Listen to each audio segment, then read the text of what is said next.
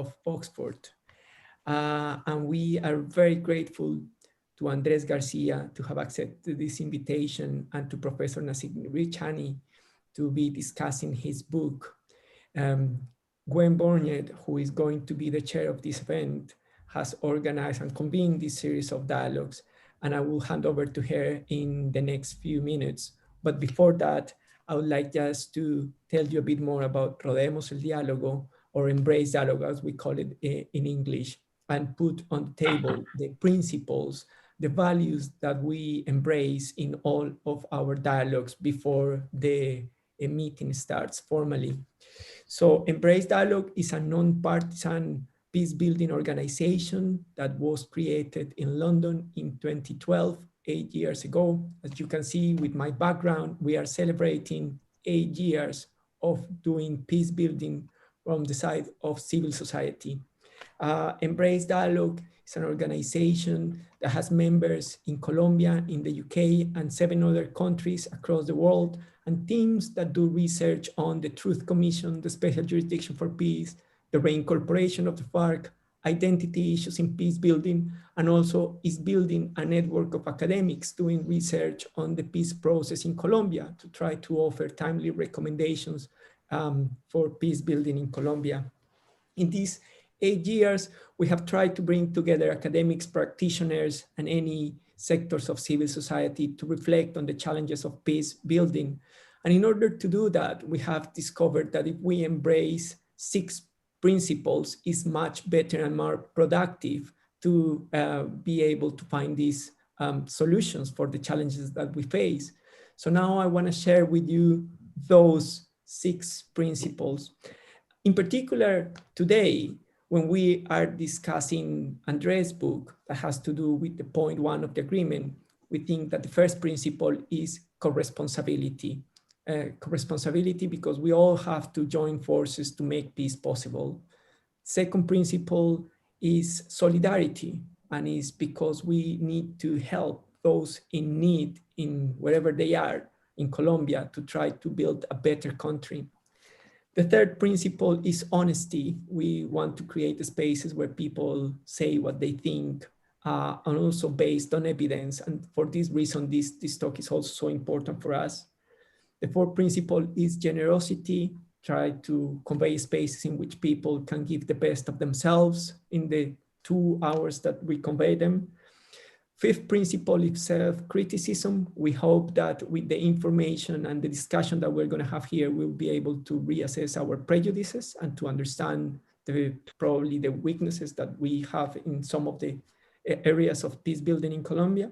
And finally, respect, the last principle, and is that probably there will be some ideas that you might not share here, but the idea is that we can all respect the ideas of each other and try to build a more comprehensive understanding of what's happening in Colombia.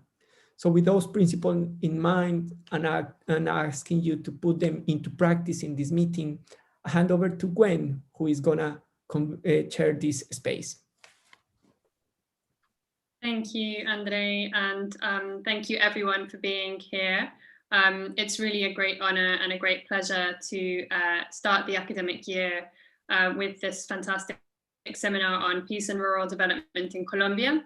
I'm wearing 2 hats, really. My name is Gwen Bornet. I'm a junior research fellow in anthropology at Merton College in the University of Oxford, but I'm also a member of Rodemos el Diálogo, of Embrace Dialogue. So I will be kind of wearing both of those 2 hats today. And it's really an honor to be able to do this seminar, this new series of Embrace Dialogue Academia seminars in conjunction with Merton College.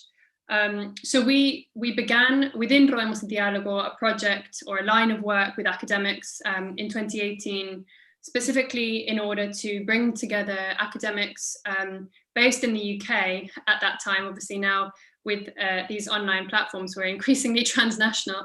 But at the time, the idea was to bring together academics working in different British universities, working on different aspects of the peace process in Colombia, to bring them together in regular seminars to share knowledge and enable practical impact through the production of key timely recommendations, as Andrés said.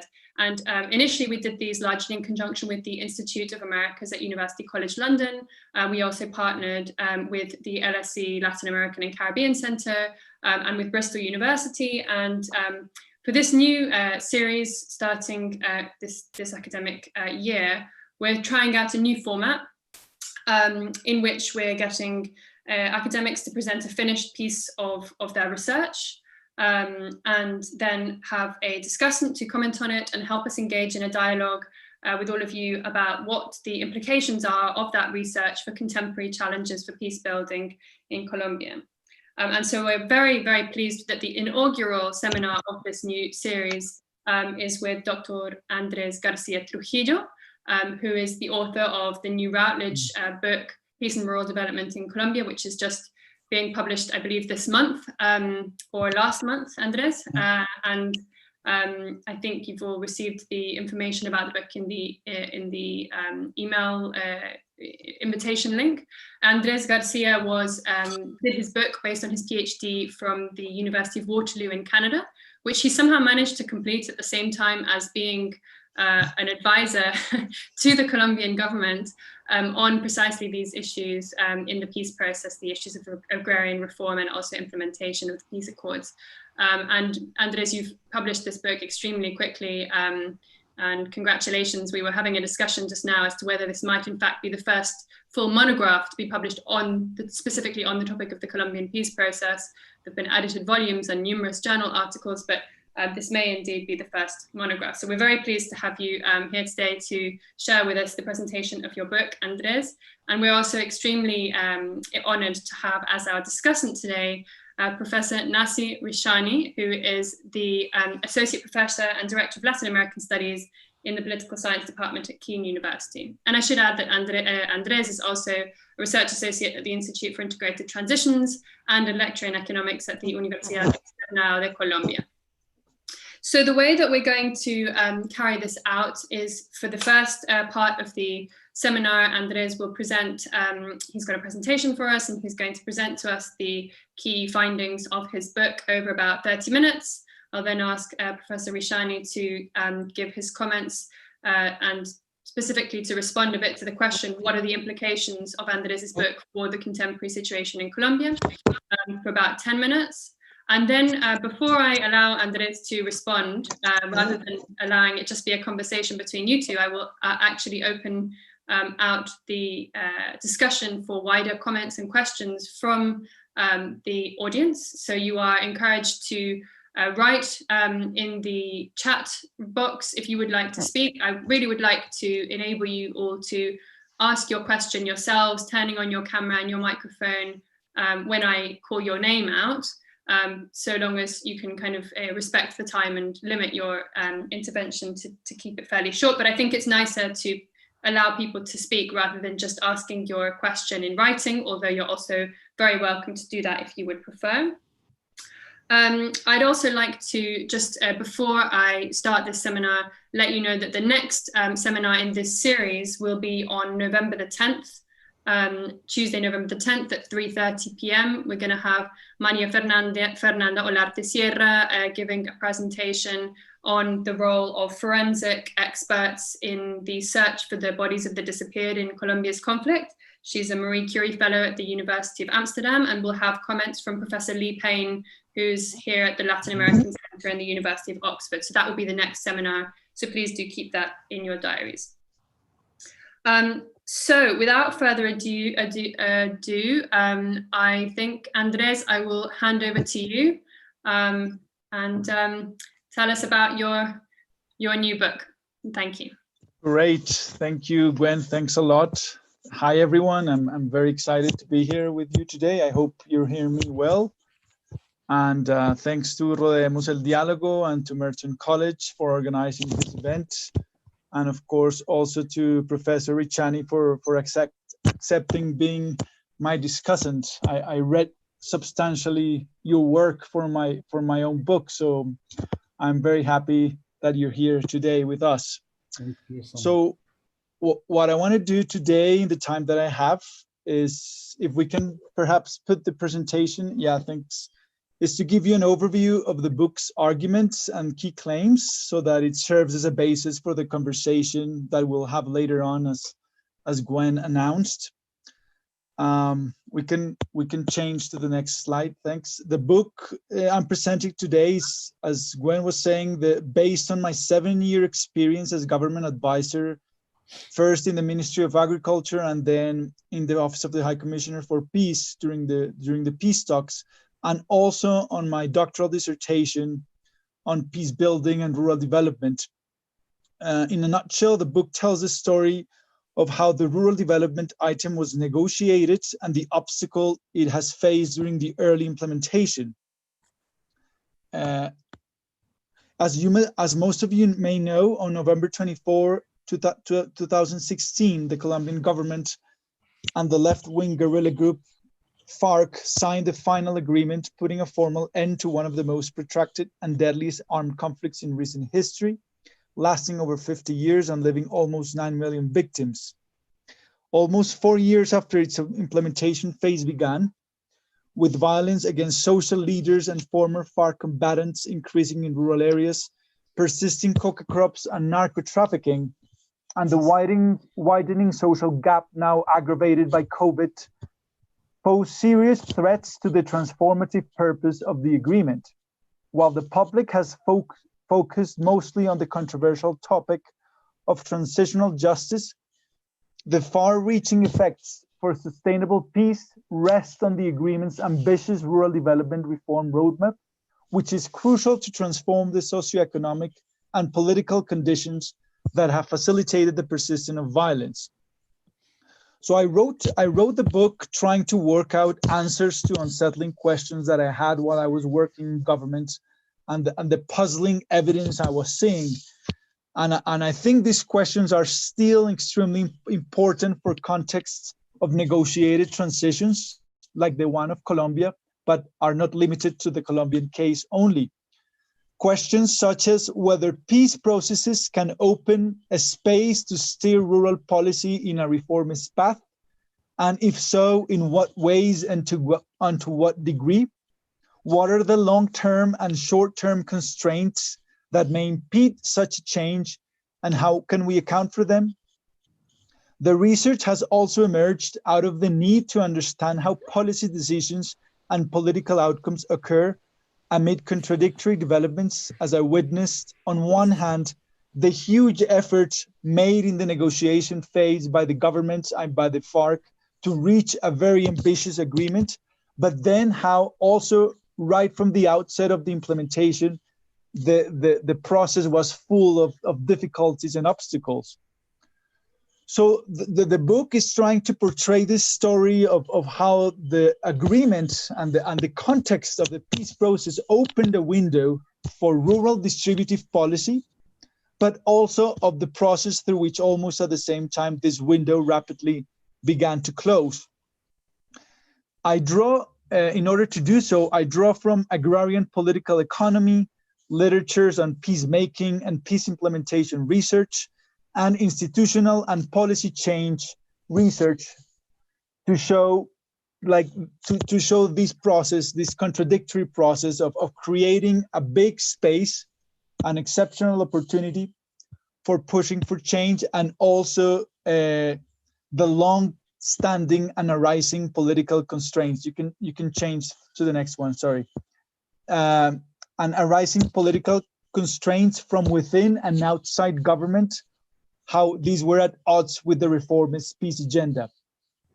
So what I try to do in the book is to bring together in a single picture long-term structural processes, the exceptional dynamics of the peace talks juncture, which has a logic of its own, and it establishes a political playing field of its own, and also take into account micro-policy processes and institutional processes that are relevant in of itself. In that sense, the book builds a framework that serves as a useful tool to examine the interplay of the various forces at work surrounding the politics of rural development policy in context of negotiated transitions. So let me give you a very very quick snapshot of the context of the peace accord and the comprehensive rural reform. The comprehensive peace accord reached was the outcome of a 5-year negotiation process in Havana, Cuba. We're actually in the brink of celebrating the 4th anniversary of it.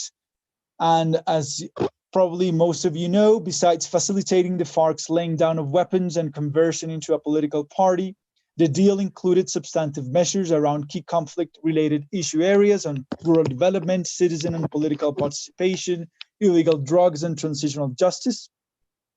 Over the course of the negotiations, however, Colombian society deeply divided over the merits of the settlement, in great measure reflecting the political elite's division between President Juan Manuel Santos, whose administration led the negotiations, and his predecessor Álvaro Uribe, who rejected them.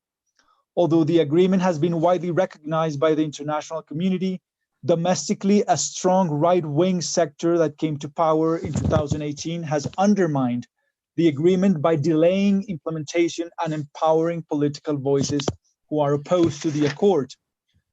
Next one, please.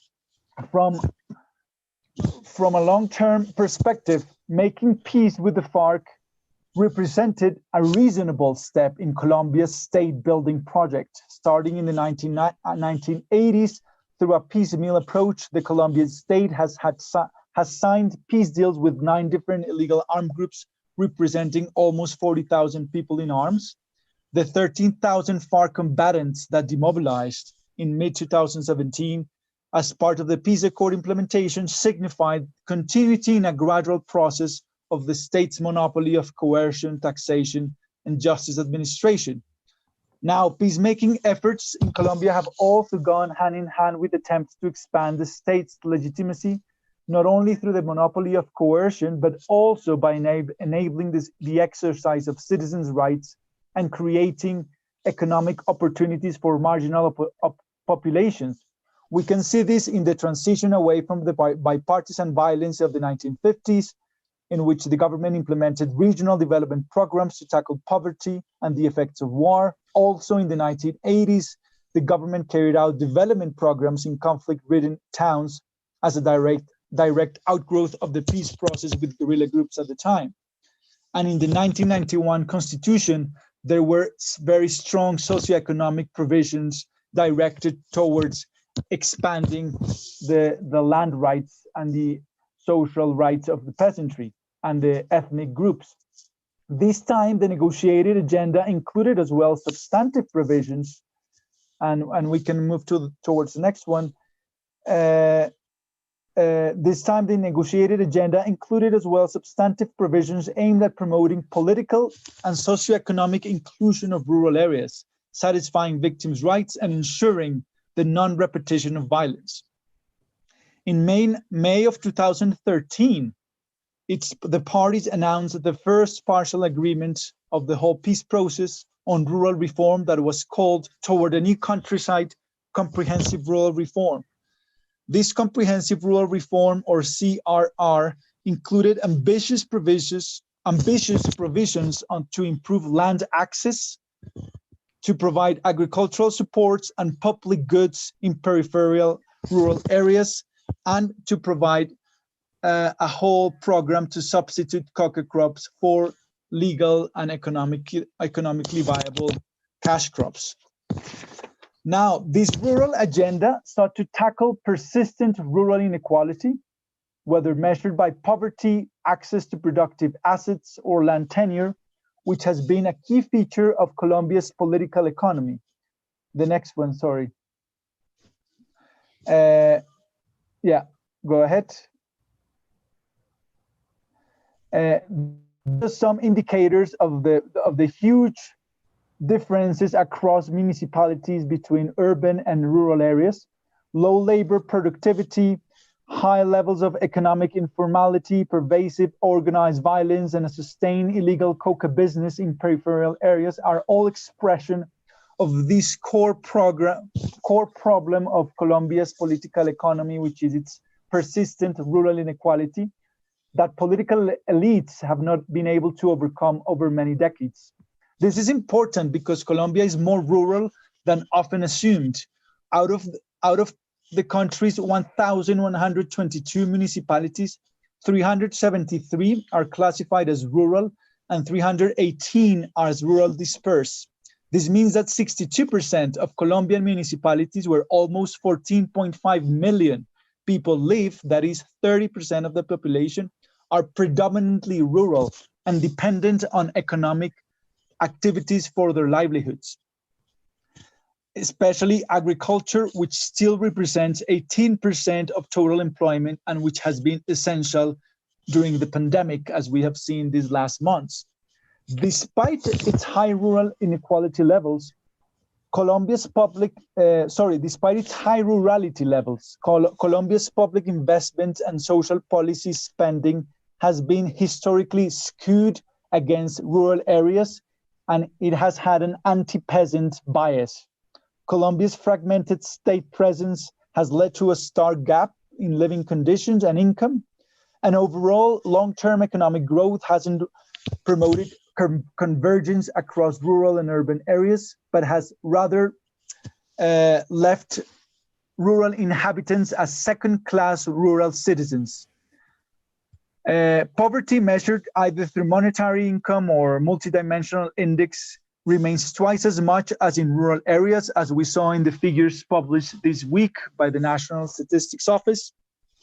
In Colombia, almost 1.8 million people are dedicated to family agriculture, and while they contribute to 70% of the country's agricultural produce, most of them do not have access to the key assets: land, technology, irrigation, credit. Land tenancy in Colombia, as probably you know, it's concentrated and has been even more concentrated in recent decades, as the recent agricultural census showed. So recognizing this link between rural inequality and armed conflict, previous peace processes in Colombia had offered opportunities to address the agrarian question. In fact, the rural development item had been included in the negotiation agendas of the three previous attempts to reach a peace settlement with the FARC in La Uribe Meta in 1984, in Caracas and Tlaxcala in 1991 and 1992, and in Caguán in 1998. So what happened this time? Let me go backwards in the slides to this phrase, one before, sorry, that it was wrongly placed, this one. This phrase that was told by a peasant I met in Uribe Meta not too long ago. Uribe Meta, as some of you may know, it's a rural town in southern Colombia that was one of the FARC's strongholds and severely affected by the military confrontation. In October 2016, 4 years ago, in the plebiscite, 94% of the town's voters cast a ballot in favor of the peace agreement. For the inhabitants of Uribe Meta, peace meant sleeping at night without the all-encompassing fear of an explosion or bullets, but it also meant the possibility of planning stable livelihoods well into the future and expanding their economic possibilities. By 2020, almost 4 years after the agreement was reached, the peasant communities are still waiting on basic state services. For the president of Uribe's coffee cooperative, the lack of state support in the post-conflict phase was discouraging. And he told me a phrase that's still in my mind. Why would the government go through all that trouble during the negotiations and boost our prospects for a better life if it wasn't going to show up here with rural schools, health clinics, credit programs? This leads me to portray in a very succinct way my basic argument. And let's move on into a couple of slides. Yeah, here. I argue that there are two contradictory trends at work during the critical juncture of the peace process. This is what I call a political opening and at the same time a political closing for rural change. And three factors help to explain this puzzling outcome of limited change amid the peace talks. This is what I call status quo policy trajectory. We can move to the next one, please. Status quo policy trajectory, peace exceptionality, and low government capacity. And I'm going to unpack these a little bit so that it becomes clear what I'm trying to say. On the one hand, The Havana peace talks created a political opening for rural change, and this is what I refer to as peace exceptionality here in the center of the diagram. Insofar as rural development was a key issue for ensuring a deal with the FARC and guaranteeing the non-repetition of violence in the peace-building phase, the negotiators converted this item into an ambitious and highly detailed set of provisions to address rural inequality. But a question begs, a question is necessary here. Why did this opening take place? First, because top decision makers in the Santos administration had come to believe or had come to the realization that fostering comprehensive rural development was crucial to secure lasting peace. A military presence in rural areas wasn't enough, as was shown in Uribe's administration.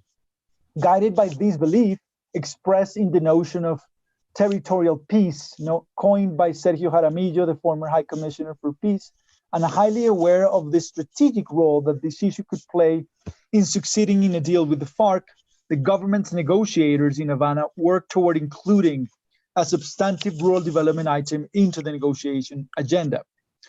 For the guerrilla group's delegation in Havana, the agrarian item had to be ambitious enough to reflect their historical aspirations for land reform and thus serve to justify to their own rank and file members their decision to lay down weapons.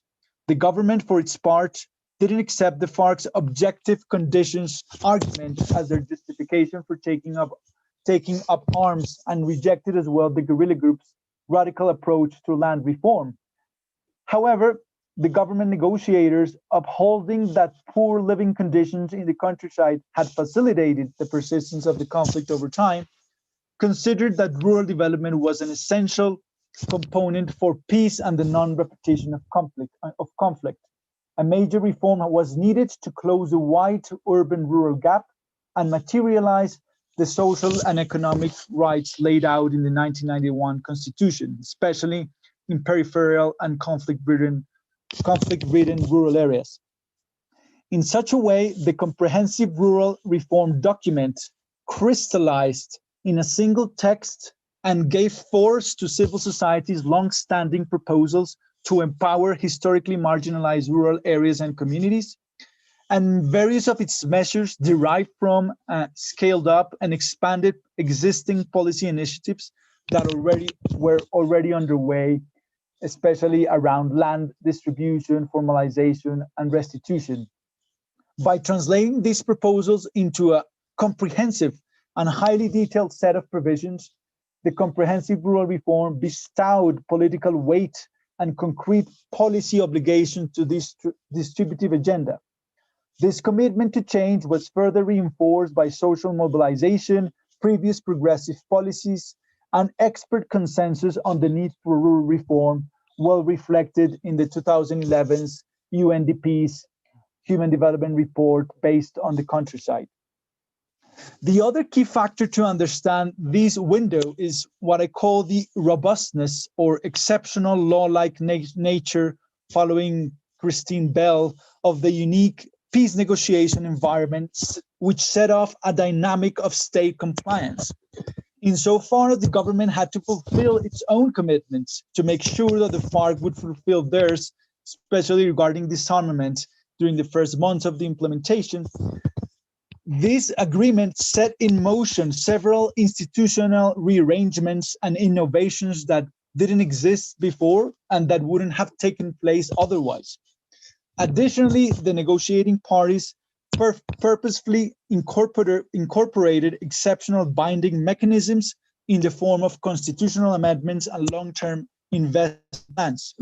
These mechanisms catalyzed the institutionalization of the CRR provisions, which we can see in the new institutions created for rural development, in the budgeting, in all kinds of policy measures that were adopted during the Santos administration.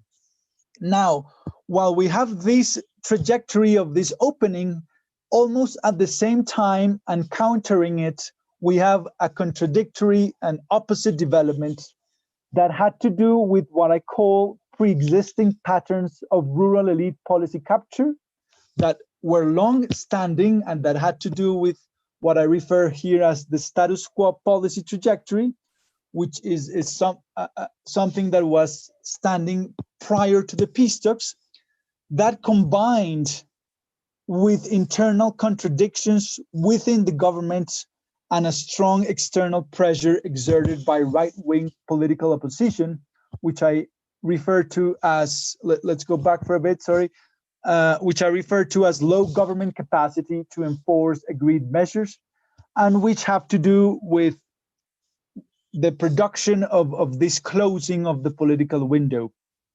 Yeah, we can move on, thanks. So even before the agreement was negotiated, there was this status quo policy trajectory created over decades, and this is documented in the substantial literature on agrarian politics in Colombia. It created an institutional environment that was averse to distributive change. Rural elites, both in the rentier and agribusiness variant, maintained economic power, allowing them to solidify their grip on rural policy and wield political influence as a tool to protect their interests and values. This long-standing trajectory translated into a co-opted and feeble agricultural institutional sector that was limited in its capacity to put in place the CRR's ambitious measures. So despite the exceptional political context provided by the peace negotiations, central state institutions responsible for rural policy were still embedded in an elite-driven and clientelistic logic that remained largely untouched by the peace efforts. Now, the other part, and what is, I think, a value added and a contribution, empirical contribution of the book, is understanding not only the inherited policy legacies, but also what was going on within the government at that point. This is what I call the internal constraints and contradictions of the government in preparing itself for putting forward this reformist agenda. Contradictions that were illustrated in the lack of coordination within the policymakers and agencies responsible for undertaking these tasks. For example, the increasing gap between the negotiating team in Havana and the decision makers responsible for leading up the implementation plans. There were competing agendas, opposing visions of what participation and rural development meant, and contending interests that pervaded the government's institutions. So I argue that it's not only important to look at these structural variables, but also understanding and getting into the state, understanding these meso and micro institutional and political dynamics in detail to understand and have a clear grasp of the constraints to implement developmental provisions of a peace agreement that has distributive implications. Governments are conflict-ridden entities full of internal rivalries that need to be teased out empirically. And policy outcomes must therefore be understood as a messy result of these political dynamics. The confusion at the bureaucratic level reflected as well the contradictions, the broader contradictions of Santos's political governance structure. To maintain the legislative and electoral support of his loose multi-party coalition, especially its backing of the peace talks, Santos had to pay a high price. He was forced to appoint cabinet ministers and agency directors uninterested and even opposed to the peace agreement's distributive measures, especially in the agricultural sector. Santos's structure of political payoffs took a heavy toll on the reformist agenda. This handover further weakened the already feeble agricultural institutions and undermined the goals of the government of advancing in a reformist path. Santos became, at the end of his government, even more dependent on his coalition, especially given the political pressures that were coming from the right. And I'll come to that. Externally, so besides these internal pressures and contradictions, externally, the government suffered the opposition mounted by former President Álvaro Uribe, And paradoxically, by bringing together into a single agenda previously unrelated issues such as rural development, transitional justice, FARC's combatants' participation in politics, the peace talks and the agreement triggered a political dynamic that played against the very reforms the agreement buttressed, in the sense that it created its own enemy and strengthened it. The diverse right-wing political sectors that were not united before joined forces to question the agreement's overall legitimacy and its reformist rural agenda through what I call a series of strategic negative frames and narratives. This right-wing bloc skillfully exploited the Colombian public's animosity against the FARC and against Santos to attack the peace deal, and at the end of the day was able to win the plebiscite and reach power in 2018. Let's keep moving. Thanks. I know I'm running out of time. I have 5 minutes, so I'm going to try to accelerate. I think, what does the Colombian experience tell us about the scope for pro-poor rural transformation emerging from peace negotiations, and what can we learn from it? First of all, I think it demonstrates that peace settlements do offer, and I want to highlight this, I think it does offer an exceptional window for tackling high levels of rural inequality and addressing socioeconomic grievances that are at the heart of armed confrontations. But also, and at the same time, these agreed measures, as we've seen so far, have been far bogged down by long-term patterns of regressive policymaking and emerging veto players from within and outside government. In order to tease out the implications of my framework and to gauge its explanatory power in other contexts and its usefulness, I think there are relevant questions that may be useful to explore. Please, the next one, and that I tease out in the conclusions of my book. Hi, boy. Okay, thank you. Which factors trigger, some of these questions are, which are the triggering factors that onset the peace talks, and how is the inclusion of a rural development item takes place in the negotiation agenda itself? This is something that we have to understand and tease out. Secondly, what is the scope and content of the rural development item in the agreement itself? In other words, how robust is it? In the case of Colombia, it was pretty much robust, but it wasn't enough in terms of the implementation. What else can we do? Thirdly, what are these distributive outcomes of the implementation, and fourthly, what are the political factors affecting this implementation on the ground? I think these are useful questions for countries with high rural levels of high rural inequality levels that have undergone or may undergo negotiated transitions, such as Guatemala, Salvador, Nepal, South Africa, Philippines, Burma, among others. And I would end with some reflections of what's going on right now, and I think this is what we'll talk about this in the conversation. I think a major lesson, we can move on to the next one, a major lesson of Colombia's previous deals with illegal guerrilla groups in the 1990s and paramilitaries in the 2000s is that disarmament of combatants wasn't enough to overcome violence. Avoiding recurrence of war requires, above all, offering long-term opportunities to marginalized communities. This sounds obvious, but it is harder said than done, and I think the Duque's administration's mixed signals with regards to its commitment to the peace agreement's implementations actually show that this is not as obvious. These mixed signals have created a political context that has favored spoilers and disenchanted major stakeholders of the agreement. While Duque learns how to govern in Bogota, the reality on the ground continues to be concerning. The power void left by the FARC hasn't been filled by the state, but rather by other armed groups and organized crime that is growing quickly in numbers.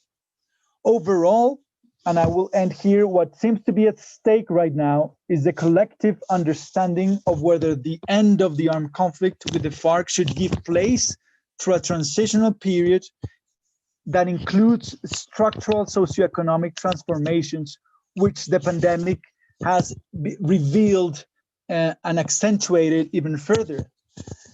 The paradox is that in countries like Colombia, in which violence and the armed conflict had become marginalized and hadn't been directly experienced for years by the urban population and the economic elite, societies have a harder time in accepting that we are experiencing a transition and that we need exceptional measures.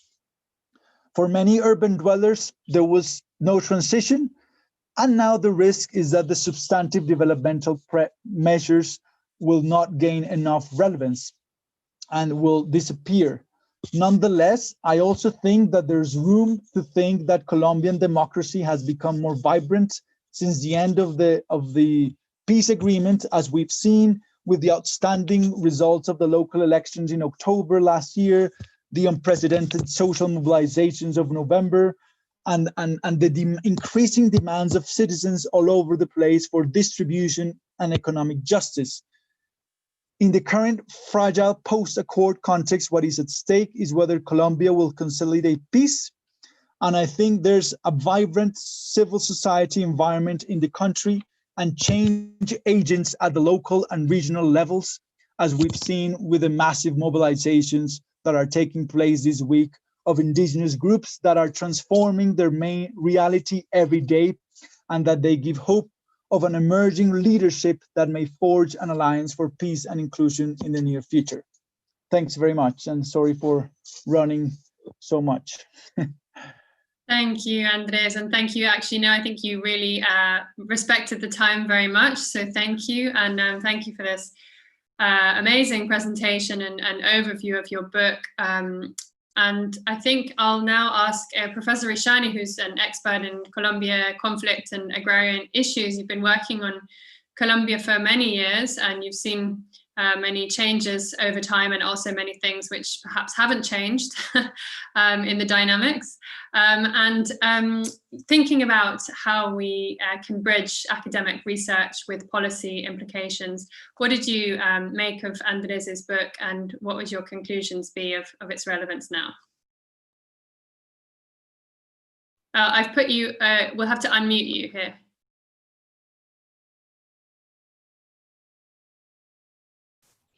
There we go. Are you hearing me? Perfect. Thank you so much, Gwen, for giving me the opportunity and to participate in this wonderful panel, actually. And Andrés' work is impressive. It is quite a contribution. It's and the main, I mean, I think the core issue of the contribution of Andrés' book is he has an inside look on the bureaucratic process that made the agreement possible on the government side, and which is a very unique perspective. Very few individuals, except Jaramillo himself or Santos, can describe it. So in other words, this is this aspect of putting together the negotiating team and the internal dynamics and the representation of different elements of the elite, the whole assembly of things were crucial of making the peace agreement happen. And I think this is an excellent contribution of Andrés Garcia's book, and I think it is gonna bring into the study of Colombia an important missing link. Now, the thing is, to be one of the key things that I discussed even in the article I sent you on fragmented hegemony and the dismantling of the war system, which also tackles the issue of why Santos was capable of pulling together the peace agreement, is one important piece and important piece of the puzzle is that he succeeded in bringing the military on board from the very beginning, as something that was missed in previous peace processes, and Santos cleverly learned from the previous failures of bringing the military on board from even before starting the peace negotiations. So therefore, that was a critical component that allowed him to be successful.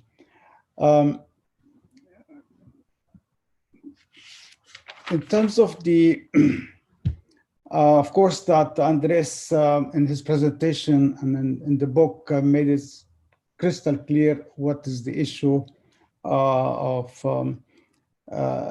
but I would like to highlight two important components here.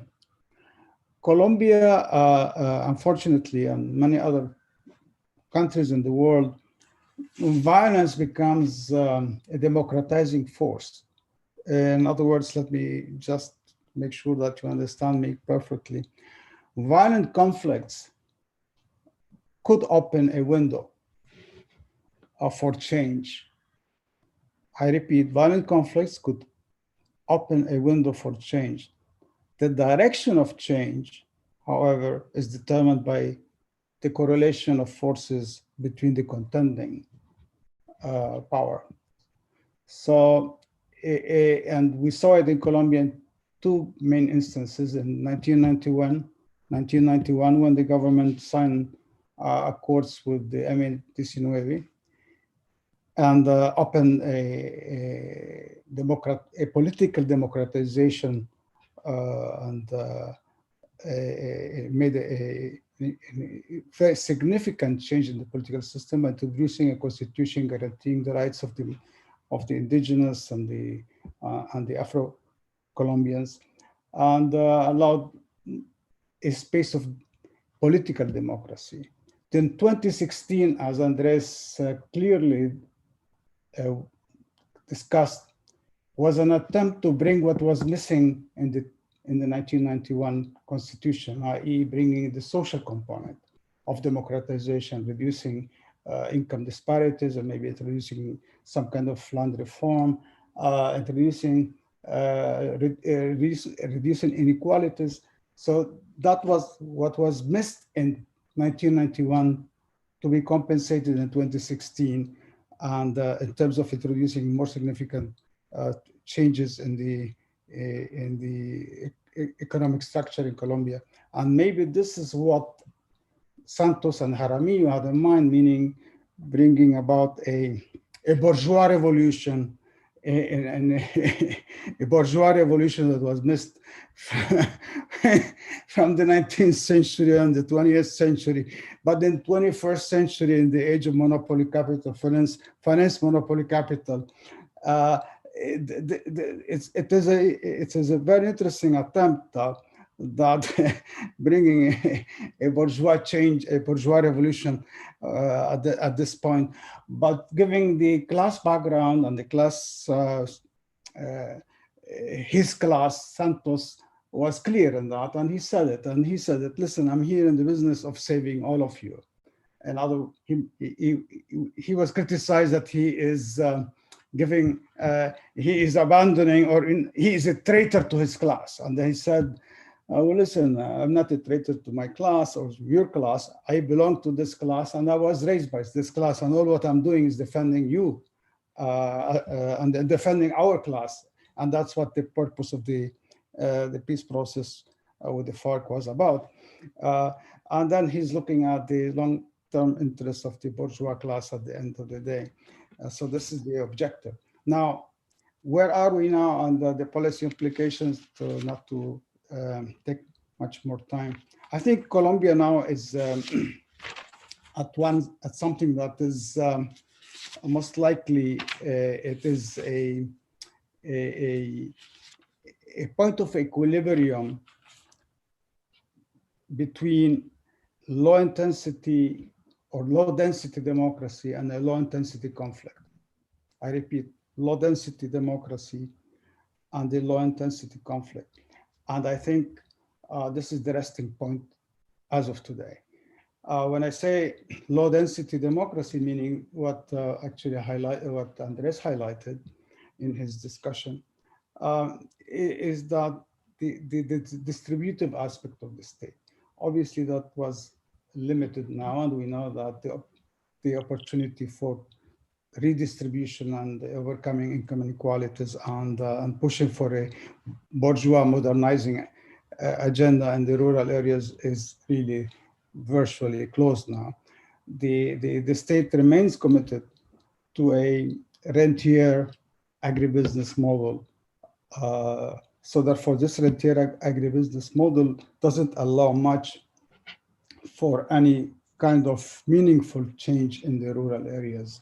So this is maybe within that frame of rentier extractive model, find a small space for the peasantry, the Afro descendants and the indigenous to keep them in a corner under control.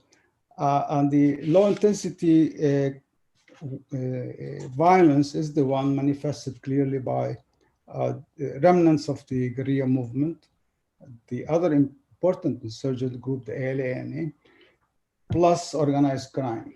So therefore, these are important components of the new political economy emerging in rural Colombia, which, in my opinion, it seems that the dominant class in Colombia is accepting as a modality to keep, because this is the price for them for not pushing or changing or modifying or altering the economic model, i.e. the rentier extractivist model. So if they will keep their embrace of that economic model, they could the complementary to that model would be accepting a low intensity war. Otherwise, they have to really address the key fundamental structural issues of the rural areas, which was clearly identified by Andrés. But it seems that this window, in my opinion, has closed. Now, so I don't know if this type of analysis, it's little to be left really for policy change, because the expectations of this government, and specifically, I'm going to give you 2 examples and I will close. El Fondo de Tierras, por ejemplo. Fondo de Tierra is the minimum. They could, is the real minimum. The land funds, which establishes that we need to have 3 million hectares to be distributed between 2016 and 2028. They assembled up to this moment 1 million hectares. And they distributed from that maybe less than 30,000 hectares. And so there is a slowdown in the movement. Now I looked into the thing is the agencies that are in charge of land distribution are totally controlled by the landed elite, meaning representatives of FEDEGAN and SAC are the ones that are dominating the land distribution type of thing. So anyway, again, the landed elite managed to have their own representation in the implementation of how the land policy is being managed. And they have captured this landed elite, they have captured that issue early on for the last 70 or 80 years, is they knew exactly where to have the representatives and how exactly to control the land distribution issue and how exactly to sabotage it when they need it. So it is a bureaucratic game, but they have played it so efficiently and successfully, and they're doing it as we speak today under the Duque government. So therefore, the possibility of change in the rural areas, which is the key for peace in Colombia, is at this moment, I'm sorry to say that, but I think it is closed. So that's why we do have Ivan Marquez again, and we have a new FARC, and the total amount of rebels today, as we speak, according to many estimates, is around 10,000. So if the FARC managed to disarm 13,000, we already have 10,000 today. So then you do the math. So you do the math. So basically, if we have 10,000 today between FARC dissidents and the LAN, so then the situation is as if we are back on square one. So, and with that, I conclude. Thank you. Thank you, Nasi, and very desolating panorama, the way that you paint it. And of course, that's one of the reasons why we're having these dialogues, because I think precisely we're all extremely concerned about the current state of the opportunity for peace building in Colombia. So I'm going to now open out for discussion with the audience. I'd like to ask those of you who would like to ask questions to use the chat function and just write me, or I have a question, or whatever else to call my attention, and I'll be watching the chat box for those of you who want to ask questions. And I think that you're very welcome to ask questions or make comments to both of our speakers here today to try to have a discussion about the possibilities for the rural reform making in Colombia. I see that Dudley already has a question. I have a question also, but I would like Dudley to go first. So Dudley, please, would you like to put your camera on so we can see you and your microphone, and the floor is yours. Thank you very much. A fascinating talk by Andrés. I'm extremely grateful. It was very, very interesting, and I have to say I agreed with almost everything he said. I would, however, like to take up a couple of points that Professor Richani made, with which I disagree. On the point of fact, he said the military were brought in to the peace process from the beginning. That's not true. They were brought in at the beginning of the formal peace process. They were not briefed at all about the secret negotiations which went on for 6 months previous. So that just on a point of fact. Secondly, his comments on President Santos's motives for seeking peace, I think his interpretation was a very cynical one. As someone who was advising Santos for 7 years during this time, I can assure him that protection of Santos's class interests was not top of his agenda. I could elaborate further, but I won't take up people's time. And his statement that the ELN and the FARC dissidents together number 10,000 is simply wrong. The ELN and the FARC dissidents together probably at most would account for 5,000 armed men, probably far less. The balance, if you want to go up to 10,000, would be armed criminal groups of different sorts who are terrorizing the countryside. And the question is for Andrés. I agree that since 2016, the implementation has been very disappointing. It's certainly not what we hoped for. During our discussions, Sergio Jaramillo often referred to the need for paz territorial, which meant a complete package of measures. That's what we looked for, and not a process of disarme. The paz territorial was going to include all sorts of different measures. It's been very disappointing that they haven't been achieved at all. And the question really is, what does Andrés think lies behind this failure? Is it a lack of political will? Is it a lack of adequate funding for different programs? Is it bureaucratic failure? I mean, administrative incapacity. I mean, a bureaucracy that simply doesn't have the capacity to carry out these programs. is it the fact that the government has never really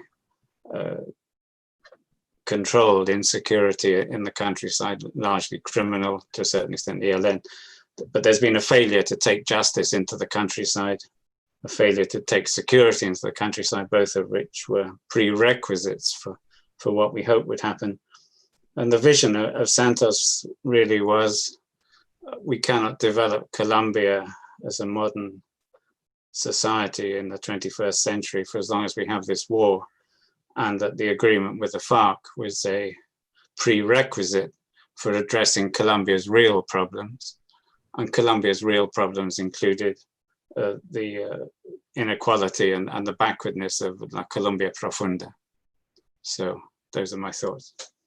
Thank you, Dudley. And I know that Andre has his hand raised. I just want to add my own question to Dudley's because it's quite related, and it's about Andres, I really appreciated your point that governments are very complex ecosystems, really, of people and institutions. They're not homogenous actors with single motives or single driving force, or even single kind of class and professional profile composition. So, given that you saw that, from the inside of the Santos government, and you really articulate in your book the fact that peace is political, that the fact that you have a really, really substantial and very sophisticated chapter on land reform in the peace agreement, just like all of the other chapters in the peace agreement are very technically sophisticated and draw on all kinds of comparative analysis and expertise.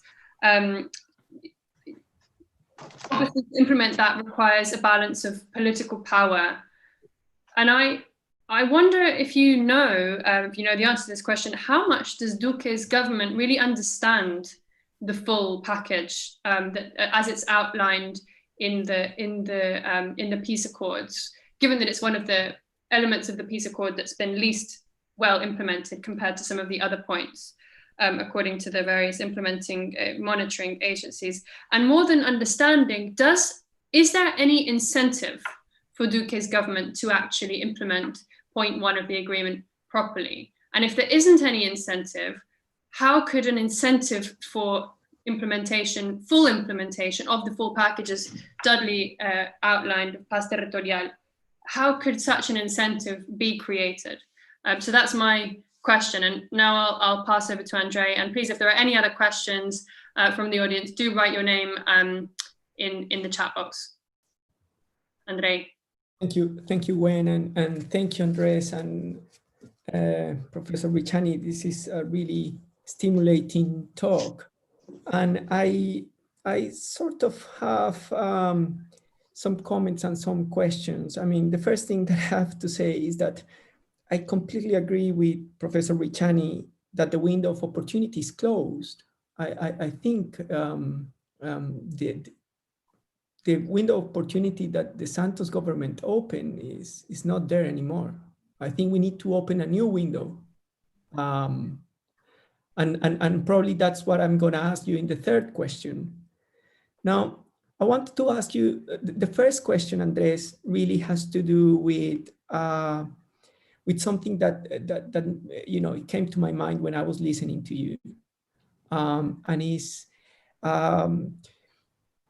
you mentioned most of the time the negotiations between the government and the FARC, of course, and somehow there is a sector of the Colombian political elite, the political rural elites, that probably were excluded from the negotiations.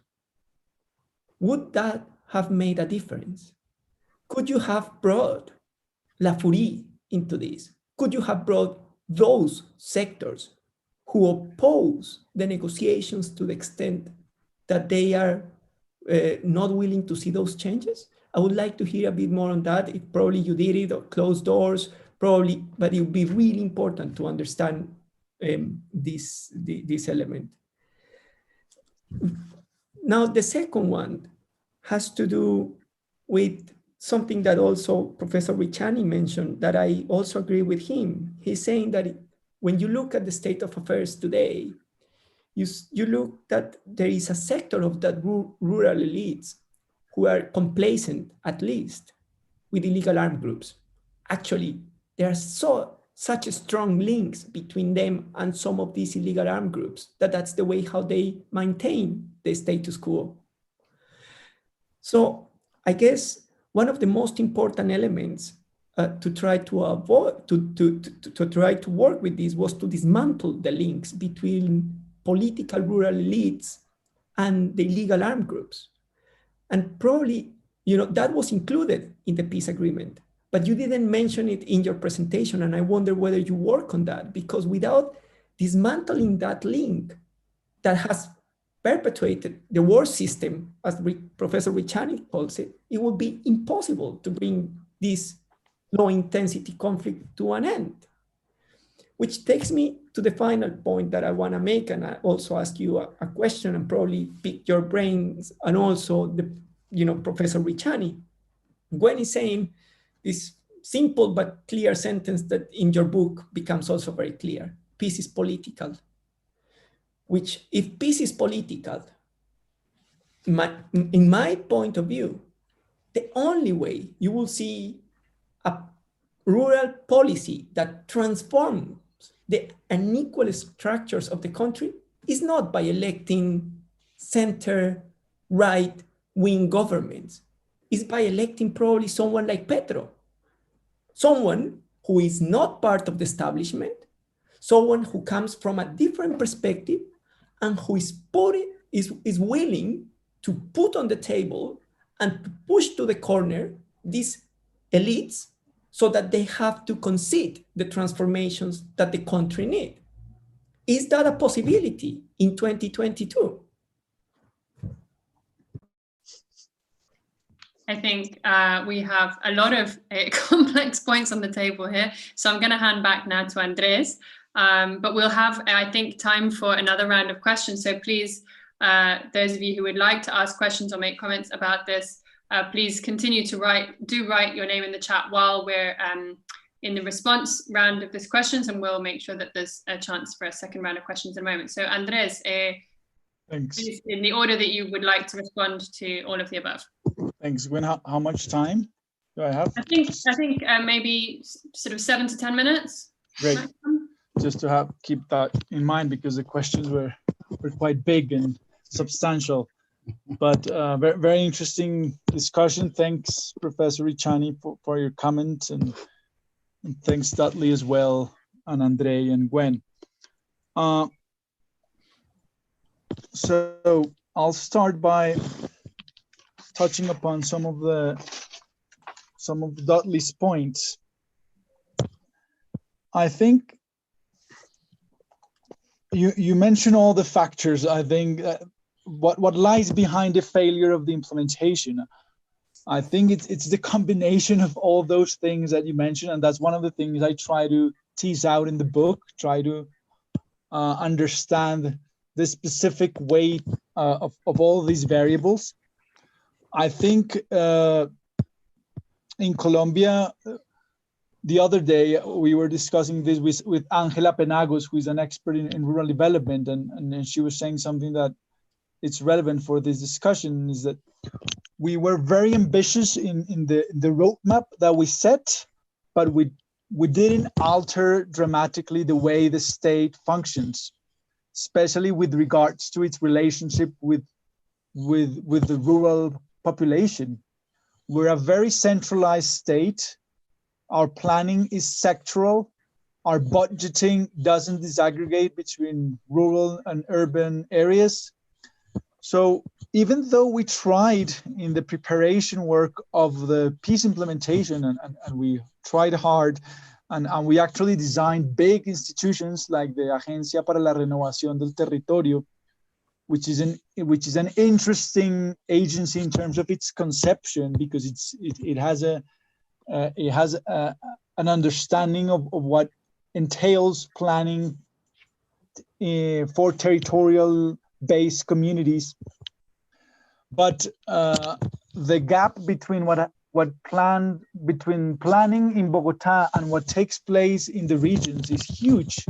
It's huge, and we saw that. Just build the effort that it took to build the zonas veredales it's just so far geographically, just building these areas where it was tremendously difficult. So I think territorial peace, I think we as a society, we have underestimated the effort that it needs, the institutional effort, the financial effort, the logistical effort. I think, and that is why I think when Sergio Jaramillo pointed out, it's like the effort that Germany carried out in its reunification. And we, as a society, we have not understood that it really, addressing the Colombia Profunda means a huge effort. And that's why I think the narrative of the peace agreement was so relevant, but it didn't touch upon key political sectors, as André was mentioning, and actually they mounted their political project opposing this narrative. So it was very difficult to include them. But I think it's a mix. I think we didn't do the job well, even though we knew we had to do the job of going really fast into those areas that were left by FARC. I think we knew that was going to happen, and we failed with that. Although the police, for example, created a very interesting agency, the UNIPEP, that is actually now underfunded, sadly enough. But that was a very interesting project. We created the PEDETs, the Programas de Desarrollo con Enfoque Territorial, which were a massive planning participatory mechanism that was based on a lot of the conversations we actually had. Actually, I think Professor Jonathan Fox is here today. We had a lot of conversations with him on these matters, and also with Vijahendra Rao from the World Bank on what happened in Kerala, India. And how can you come up with a mixture of creating institutions that are responsive on the ground with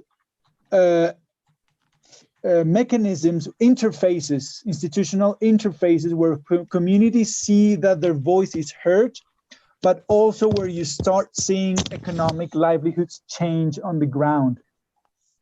Otherwise, that combinations and the sequencing of all these things is so complex, and we didn't do it. We knew we had to do it. The planning was there, but it was tremendously difficult. And of course, the political will after, even during the Santos administration, now I have to say this, the political will for the implementation wasn't there. A lot of the decision makers that were responsible for the implementation didn't have the same spirit, the same mystical understanding of transition that we had in Havana.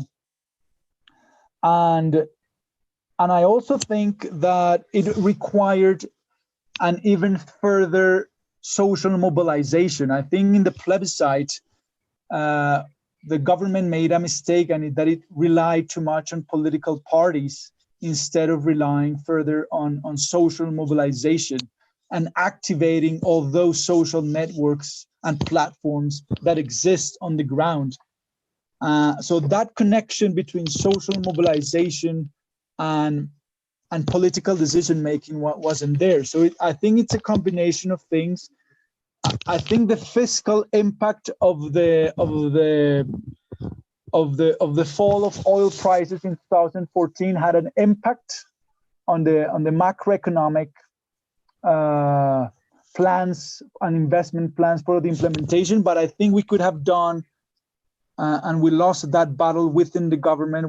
We could have done way more unorthodox policies as the ones we're doing right now with COVID, like increasing the debt, getting out of the regla fiscal for a percentage point, with this idea that we were in a transition. So a lot of the decision makers thought, we've signed the agreement, this is it, we're done. And hey, this is just starting, guys. This is just the starting of the marathon. This is not a 100 meters race, this is a marathon. And a lot of people thought that the race ended with the signing of the agreement. And that was a big mistake. And the problem is that political cycles in democracies are very short. and politics gets underway, and now other bloc is in power with other agendas. So it's very difficult. And I would end up by saying that we have to understand way more how the connection between the national politics and the regional and local politics, because the political governance structure of central governments is based on these political payoffs. And the way, for example, Santos had to appoint ministers that were not aligned with peace just because he needed their ballots or their support in Congress, that was quite negative and pervasive for the implementation. So we have to understand in that comment of Gwen, the politics of peace. We have to really understand the regional and local implications of what this has. In terms of your question, Gwen, does Duque understand the full package of the transformative commitments of the agreement, and more than it understands it, whether he actually has the incentives? I think we have to understand Duque's government also as a mixture of various political factions. Of course, the Centro Democrático is a major bloc, but there's also a block of technocrats that want to do the job right. You have certain ministers that want to do the job, that are professional. I could point out, for example, Councillor Archila. He wants to do the job. He didn't know about these things before. He's been learning about all of these things. He was a lawyer centered in Bogota, dealing with civil law. So he was not into paz territorial business before, but he's been learning, and I think he wants to do the job right, genuinely. Just he has like a personal incentive, but he's very lonely. That's one of the problems. I mean, you talk to which other minister has this peace building agenda?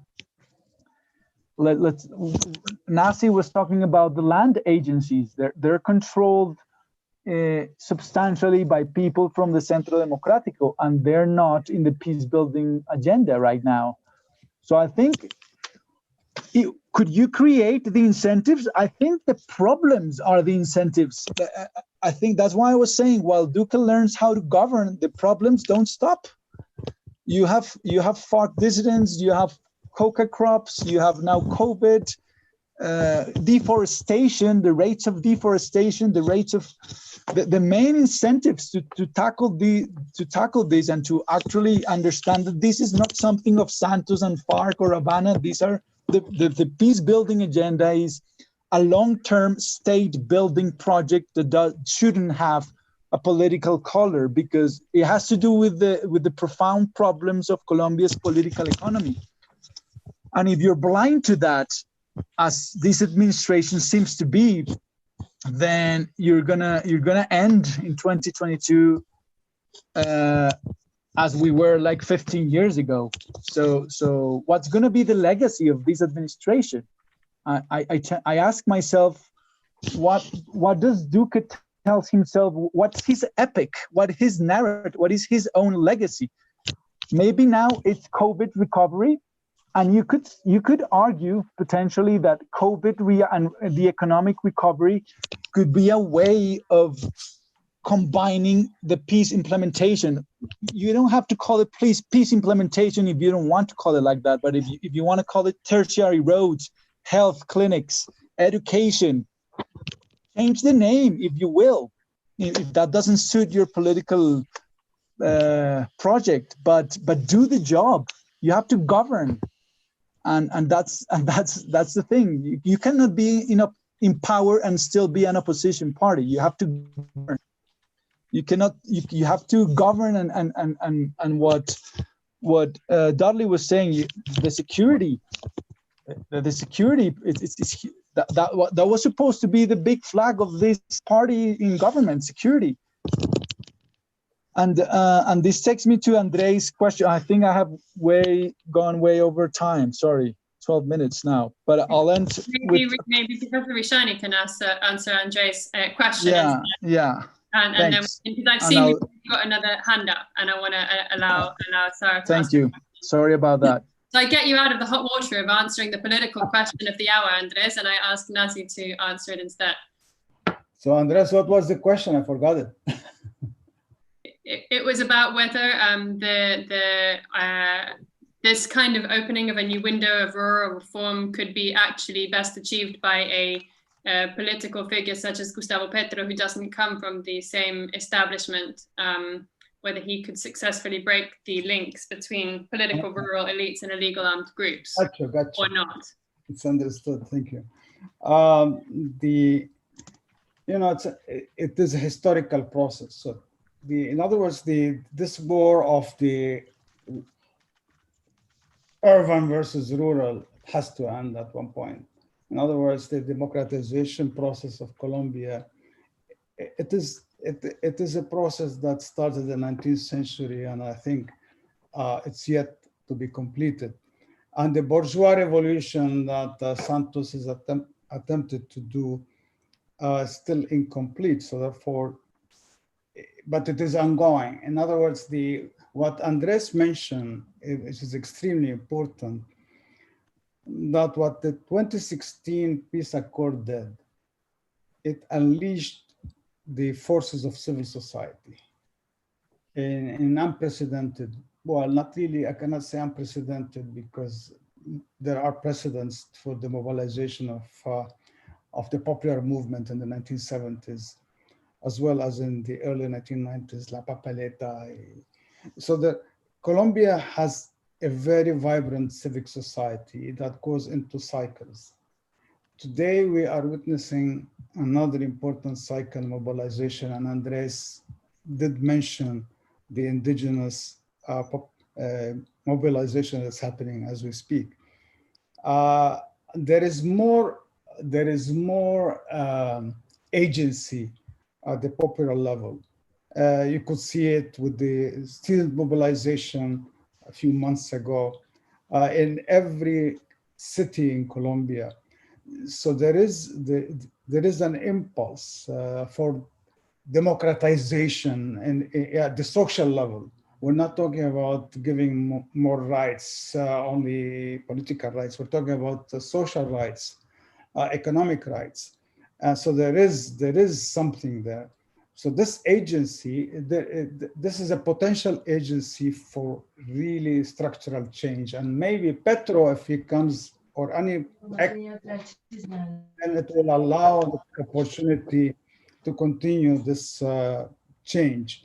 But this is a long process, and we thought maybe it can be done quicker than that, and maybe the 2016 accord with the FARC could have done it, but that's a dream. It is the 2016 accord with the FARC could have been an opener, as very clearly Andres stated, and this opening has closed, and now what to do? What's next?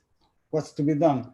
Well, we're not doing anything. We're just interpreting what is happening on the ground, meaning the mass mobilization, I think, is a response to the window that was closed. And now they are trying, the agency of this mobilization is to reopen the window again, and maybe preparing the groundwork for a next president that could have a more a liberal agenda, so to speak. We're not talking about socialism in Colombia. We're just talking about moderate social change. The program of the FARC was never radical, was never even socialist. I mean, it is a reformist program. So therefore, but that's the issue of the developing nations. Reformist programs, because of the structure of power and the dominance of the landed elite in most of the cases, it prevents the capitalist development itself. In Colombia, one of the basic hurdles to it now is the cattle ranchers, for instance, a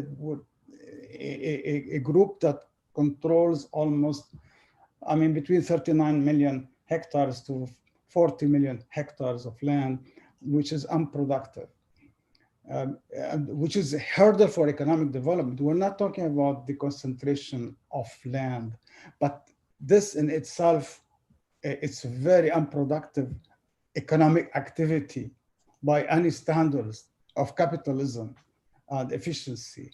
So in a way, this is an important component. If a new president comes with a different agenda, with at least understands the necessities of developing the rural, the political economy of Colombia that is moving away from the rentier extractive model, then there is a possibility for change. Short of that, I don't think, even with a new progressive president and with the mobilization of the masses, it will be, if it's confined with this agrarian, for this rentier extractive model, I don't think it has possibilities for bringing the change that could pacify the peripheral areas of Colombia. Otherwise, we will end up with what I called different spaces, politically war systems at the local level. What we have now, it's local systems from in Cauca one, you have one in Catatumbo, one in Nariño. So in other words, you have localized violences. These localized violences creates enough problems for the local peripheral populations, but the 70% of the population that lives in the urban centers are not affected. The state caters for the 70%. So if from the 30% that are living in rural areas are living, some of them, not all the 30% are living under violence, maybe 10 or 15% of that per population, it's okay for the state. The state is accepting the cost, meaning what the heck is important about El Chocó? Why should I invest money in El Chocó? What could I take from the Chocó as a state in terms of taxation? It is a cost for me. So why should I care much about El Chocó? Or why should I care much about Cimitarra or other peripheral regions? When I do research in this part of Colombia, and which is relevant to what I'm doing now for my book, the state exists, but in a different, I mean, the state is a ghost that exists because they need the state in order to provide them land titles, for instance. So this is a ghost state that exists everywhere, like God, but is nowhere to be seen. So, but the state is present in its policies, in its coercive apparatus whenever it's needed. So. Thank you, Nancy. I'm conscious that we've got another 3 people who would like to ask questions, so I want to make sure we've got enough time to fit this. This will be the last round of questions, and I've got, first of all, Sara Bertotti's had her hand raised for a while. So Sara, please, welcome, turn on your microphone and your camera. All right, so can you hear me okay? All right.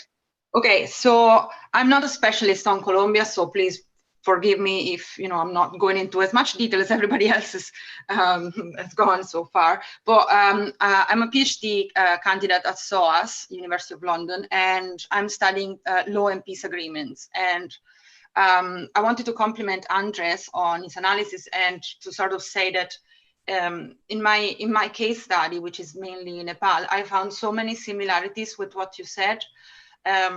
So many parallels is really, really striking.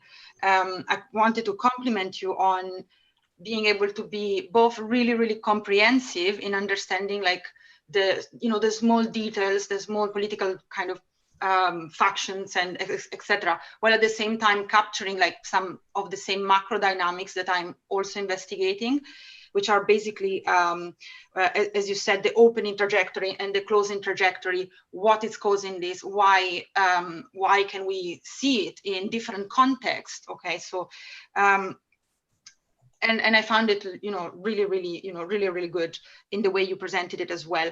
So from my perspective, what I wanted to ask you, so you first you mentioned the work of Christine Bell, and I would like to ask you if you could just a little bit expand on your understanding, your views on that, how you use her work, and in general, if you could tell us a little bit more about the role of law in the dynamics that you described with us tonight. All right. Okay. Thank you so much, Sara. Thanks for your question. I next have a question from Mafe Olarte Sierra. Mafe, please turn your microphone and camera on. Hello. Thank you, Gwen. Thank you, Andrés, for a fantastic presentation. I have a small question, and it's regarding the role of gender here, because we know rural inequality is marked by gender inequality, and the agreement was very clear in making the point of being as comprehensive about gender issues as possible. But still, and we have seen the amazing role that women are playing, rural women are playing, but still, when you look at it, at what's happening on the field, gender issues tend to disappear again. And as Professor Ricciani was saying, for instance, land titles, this is still a major issue with regards to gender. So I was wondering if you have given it a thought, or what do you think about how this issue can be better addressed? Thank you, Mafe. And finally, we have Jas, I think. So Jas, please, over to you. Hi, so sorry I couldn't make your presentation at the beginning. I was stuck with work, but I'm very interested in reading your book and the whole concept of looking at peace and these. I think my comment is particularly about something that both I managed to catch the end of what Andrés was saying and what Professor Ricciani was saying about the opening of peace processes. My own PhD looked at the Zonas de Reserva Campesina, the sort of history, but particularly the contemporary development that's taken place. And I focused on a study area that Professor Ricciani mentioned in Valle del Rio Cimitarra and another in Cabrera, which were really interesting, kind of contrasting case studies with different incidents levels of conflict and interestingly of rural development as well. And I think that the Zonas de Reserva provide a really good window into thinking about this concept of opening, moments of opening when the peace processes and negotiations can help rural development. Because I'd say in like the two big peace processes, we've seen movement with the Zona de Reserva Campesina model. First one with Pastrana was, there was the first bit of funding. And then recently we've seen a reactivation of zones due to the second peace process. And again, the reintroduction of some sort of money to begin development projects in the zones as well.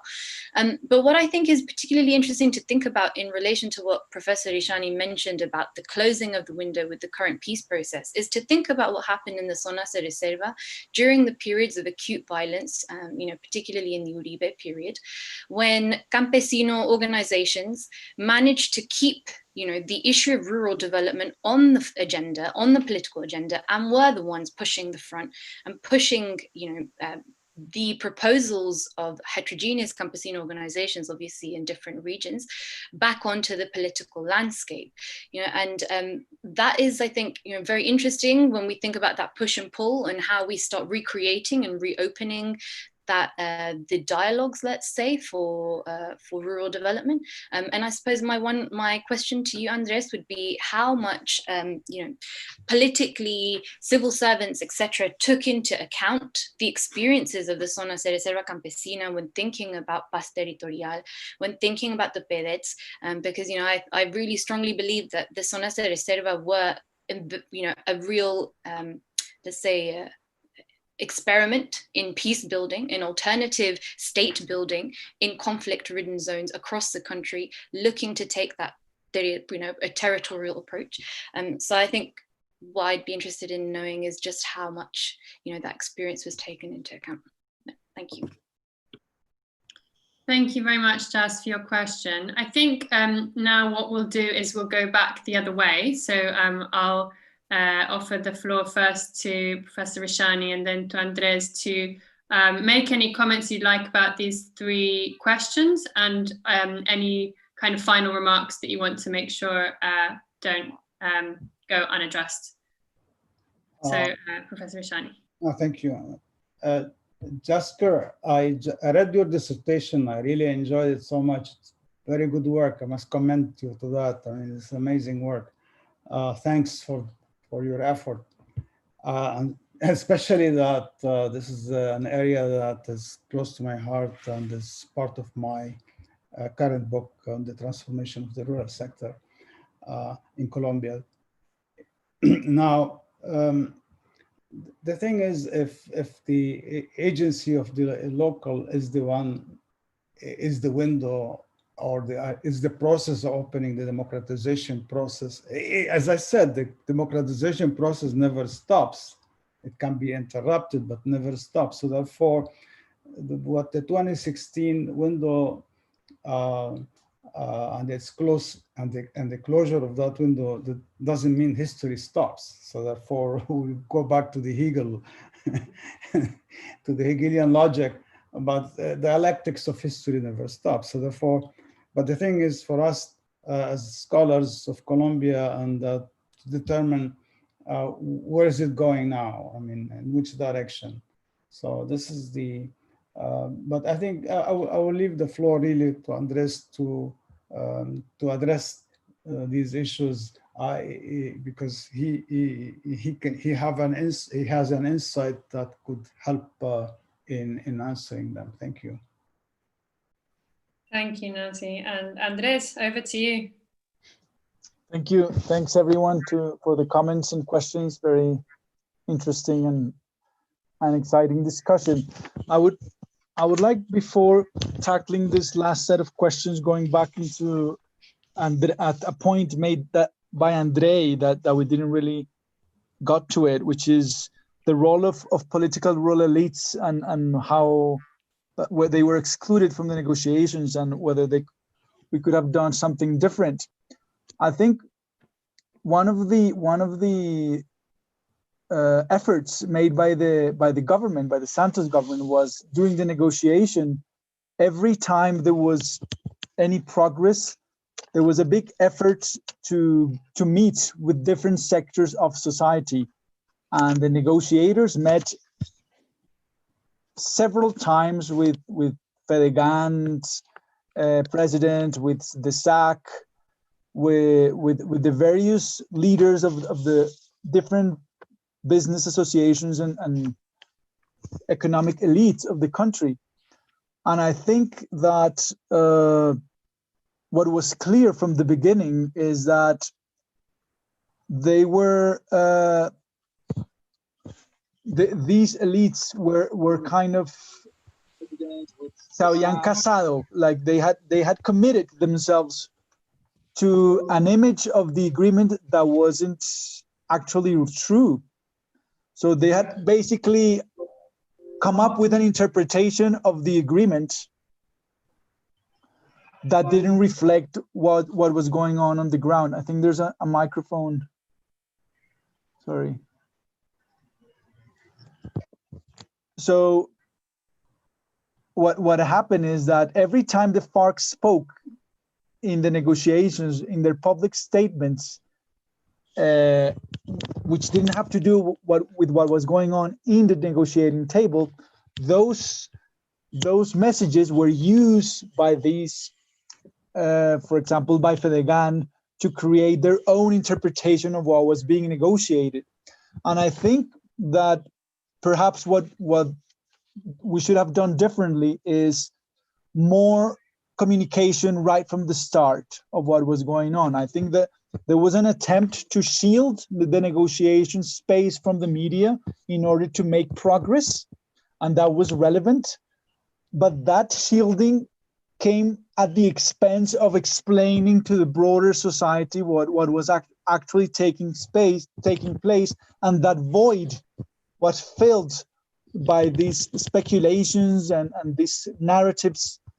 And I think we should have done more efforts, although there were important efforts made, and especially regarding political and economic rural elites. I think we have to understand what we mean by that. I think there's different kinds of rural elites, and you actually pointed to that. There's some that are related explicitly or not so explicitly with illegal armed groups, paramilitary groups, violent dispossession of land, and that has become clear. And those were the ones that were supposed to be summoned to the peace jurisdiction, but not anymore because that's voluntary now. But if you leave aside those sectors that are the more like retrenched, to say it in a way, the more radical, we have a more heterogeneous landscape of different kinds of rural elites. You have strong agribusiness leaders fully committed to peace. If you look at enterprises like Alquería, like Grupo Nutresa, very important business that since day one, they were fully committed with the peace agenda and with working on rural livelihoods. So it's, I think one of the empirical tasks of the academia right now is understanding better this. This is the work that's been doing Angelica Redberg very, very exhaustively and rigorously. And she has a very interesting and complex analysis of the private sector and its relationship to peace. And that I think we should move on in understanding that. And I think, as you point out, it's not the same when we talk about national politics than when we talk about regional and local politics. When you go to Valle del Cauca, the rural elites there are very different from the ones from Antioquia, and they're very different from the ones in Norte del Santander, and the ones from Meta and Huila and Tolima. So I think we have to disaggregate this question of the elites regionally, sectorally, politically. So I think that's a task that is pending, and I mentioned that as further research avenues of the book, because I try to tackle this problem, but I think we need further empirical work on that. But I think that's a very important question. I'll move on now to Sara's comments, and I appreciate your comments, Sara, and I think there's a lot of similar avenues that we're working on. I also try to study a bit what was going on in Nepal, and I provide some comparative insights in the last chapter that include Nepal's peace process and peace implementation, and I do definitely think there's similar lines regardless of the difference in context. In terms of Christine Bell, I think her work on Lex Pacificatoria was extremely useful. Her work on international law in order to understand what a peace agreement is in terms of its legal definition. How can you, and in Colombia, we're experts in getting ourselves in crazy, difficult and weird legal discussions. And we had a big discussion on that after we lost the plebiscite on whether the peace agreement was going to be included as part of the constitutional bloc or not. And Humberto de la Calle had a great explanation of all this. But I think Christine Bell touches upon this key point, which I draw upon for my book, and is that peace agreements do have a law-like nature, and they create a legal and political field that is very exceptional. And the question is, the traditional way of thinking about this is that it only deals with like amnesties and transitional justice and this end of conflicts. But what I argue is that it also dealt in this case with socioeconomic developmental provisions. For example, we included in one of the constitutional amendments that was discussed in Congress for the implementation of the agreement, a provision that said that the state had to include for the next 15 years and in its investment plans, the resources for assuring the implementation of the rural development commitments. And that constitutional amendment has played a key role in pressuring the current administration in order so that they don't derail from the current peace-building agenda. Still, you can still do it, as we've seen. I mean, that something is in the Constitution doesn't mean anything, but at the same time, it is it is something. It is something you can use to exert pressure. So I think that law-like nature of the peace agreement, and then the way it was included through the fast-track mechanisms, I think that's very interesting discussions. And I think the Constitutional Court has played, the Congress and the Constitutional Court have played a very important role in the implementation and securing the space for the peace-building agenda, despite, so that means that in a way, democracy and the different checks and balances of the Colombian democracy have worked a little bit, I mean, in positively, I mean, because Congress has done its job, the Constitutional Court, the Procuraduría, now the current administration controls some of these powers, but at least in these first 2 years, this legality of the peace implementation has played an interesting role. Sorry, you were going to say something about this? No, continue. When you're finished. Okay.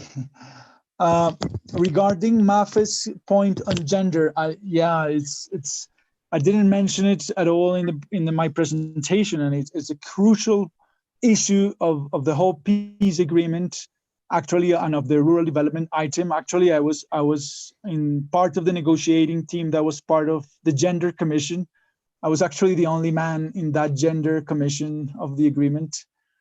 And the thing is that insofar the rural development item hasn't had much to show, the specific measures on gender and gender equity, well, they have lagged behind as part of the overall lag behind. So, but I think the women's movement and the LGBTI movement and rural women's struggle for land rights and economic opportunities have been fundamental in making visible the need for long-term sustainable and differential access to economic and social rights. And the main reason we have a gender focus in the agreement is because there was a mobilization by a nationwide women's and LGBTI movement. The parties decided very late in the negotiation to introduce this gender commission because of the result of this pressure. So I think that agenda is there, but overall, as well as the ethnic focus, has been marginalized, I would say, despite the efforts of certain agencies and officials. And in terms of the zonas de reserva campesina, and I don't see your name, sorry, I forgot. Just.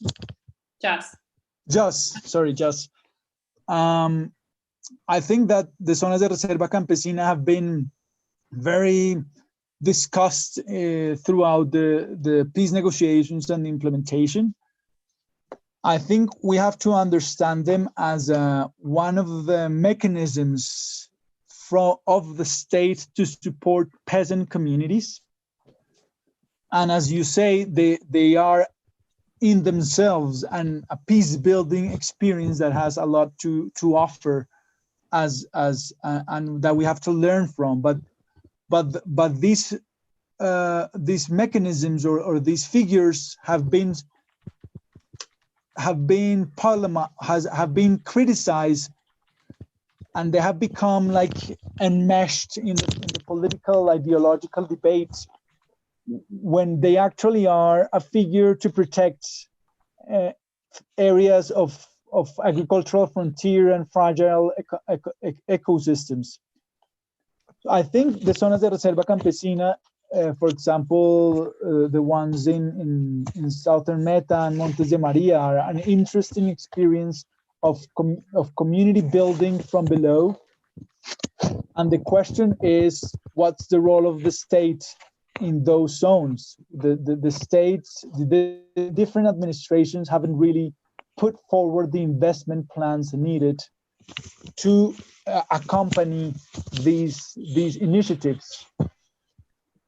I would say at the same time that different peasant organizations and families and collectives have different life projects. Some of them want to become a zonas de reserva campesina. Others, they just simply want to have access to economic assets and become linked to regional and local and larger markets.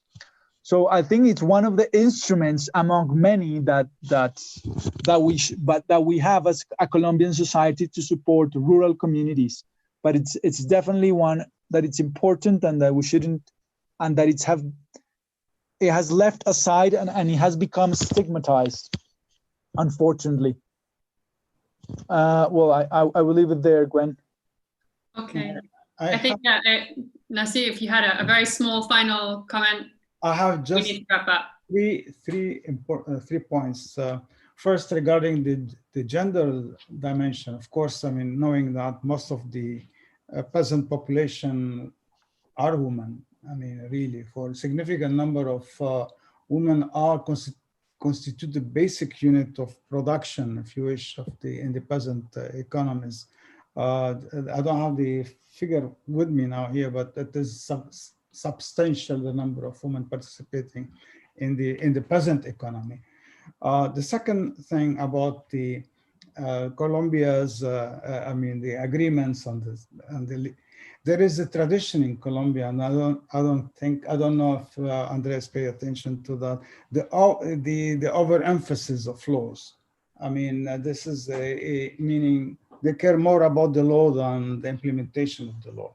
So there is a legalistic, so to speak, tradition that is quite important in the political culture of Colombia. So the overemphasis of laws and everything has to be either in the constitution or somewhere hidden in a specific type of law.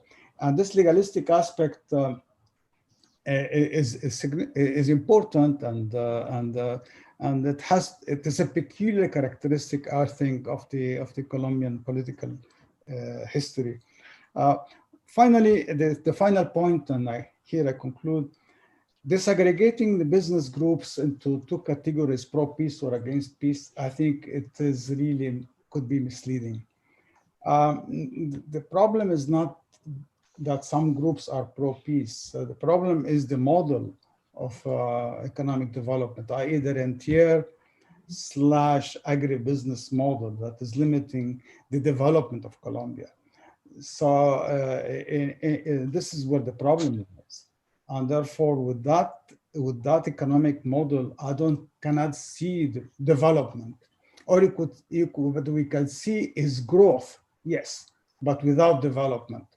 You will see growth, maybe significant economic growth, but without development. Development, in other words, is a more encompassing concept that means reduction of poverty and inequality, access to basic services, sanitation, the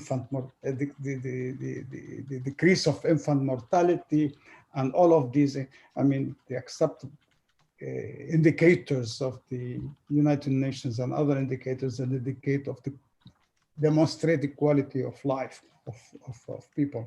So I think this is a crucial point that has to be considered, and without going into this aggregation is important, but doesn't capture the issue. The issue is we have to see the forest rather than the trees, which is good to see the trees, but the forest, I think, keep an eye on the forest, please. Thank you. Thank you, Nancy. So I'm just going to offer a few concluding remarks before I ask you all to turn on your cameras and microphones to be able to applaud our wonderful speakers here. But just to wrap up before we do that, I just want to offer just a couple of concluding thoughts from this conversation. The first thing is, of course, we've been talking about the fact that the peace process opened a window for redistributive change in agrarian policy, as it opened a window for many important structural transformations, or anyway, the peace team of the Santos government certainly tried to open that window, and Andrés was among many others in fighting very hard to do that, with a great degree of success, as well as many frustrations, which Andrés, you've outlined. And I think that this speaks to the fact that this peace accord, perhaps more than other peace accords usually, in some ways sought to build a new social contract for Colombia, where the 1991 constitution had sort of seemed to fail in terms of kind of refounding the political contract of how to live together and how we're going to live together without violence and with a greater sense of social justice, which was a very noble and very challenging effort. I think we've pretty much been in agreement in this conversation that the window of opportunity for that redistributive change and building a new social contract has mostly closed in the current scenario. And the question that André posed that was very important was how to open a new window to make some of these changes a reality. And I think that we've talked a lot about the politics of peace, both in terms of the politics between the government and the other political forces in power, in Congress, the opposition, etc. And also we've talked a lot about the relationship between the government and civil society, and the politics of that relationship, especially in a context as now of mass civil mobilizations around all sorts of issues which do not necessarily seem to be directly linked to the peace agreement of 2016, but which nonetheless are very much encompassed by a lot of the provisions included in the agreement, if we consider it as a total package. And I think I'll conclude by suggesting that perhaps the one thing that we can do as we wait to see where the political chips will fall in 2022, as civil society in Embrace Dialogue and also as academics, is to make sure that we keep on the table the need to emphasize full implementation of the package of point 1 of the 2016 peace agreement, not necessarily because we believe that it's going to be fully implemented anytime soon, but because, as I think many of our speakers have outlined today, it is a political tool with which to leverage the government, especially if we consider that the government, as Andrés has mentioned, is made up of multiple stakeholders, some of whom have quite a lot more intent and agenda to implement this point than others, particularly Councillor Emilio Archila. And I think that the role of academia here is also very important in terms of the way in which it can monitor and keep an eye on both the trees and the forest, to borrow Nasi's final remarks. And I think that Andrés's book here is a really important tool to help us to do that, to keep an awareness of what the complexities were of the agreement, not just in terms of the text of point 1, but also in terms of the intentions and the balance of forces and the balance of analyses that were done with so much painstaking effort by the negotiating parties in Havana. And perhaps that if academics and civil society organizations like Embrace Dialogue continue to call up, to maintain that call for full implementation of the peace agreement, maintaining that kind of expertise and knowledge that we have available to us in the form of books like this and articles by people like Nasi, then we will be able to contribute to a citizen movement to try to open a new window in the next political opportunity available to us, whether that's 2022 or beforehand, if the context of the COVID pandemic and kind of responding to that should also allow us to kind of shoehorn some of these demands in along with other important policy decisions the government's going to be taking over the next few months. So I'm going to leave it there and just congratulate Andrés for his book, and wonderful to see it in print. I look forward to having it in hard copy. And I would ask you all please to join me in turning on your cameras so we can take a picture for our records, and we can see all of your faces and take a picture to celebrate this. It's been really wonderful to have this discussion as part of our month-long celebration of embracing dialogue through many difficult moments and through thick and thin over 8 years. So please all turn on your microphones and clap to congratulate Andrés and Nasir for a wonderful conversation. It's been really, really illuminating. Thanks a lot. Gracias, Andrés. Gracias. Thank you. And all go and ask your library to buy the book, because I'm sure it'll be exorbitant. Buy it if you can afford it, and otherwise get your libraries to buy the book. And I think it's also available in ebook. So do check it out. And thank you all for coming very much. Thanks, Gwen. That was great. Thanks for having us. Bien hecho, Gwen. Thank you very much, Nasir. Thanks, everyone. Wonderful. Thank you very much. Thank you.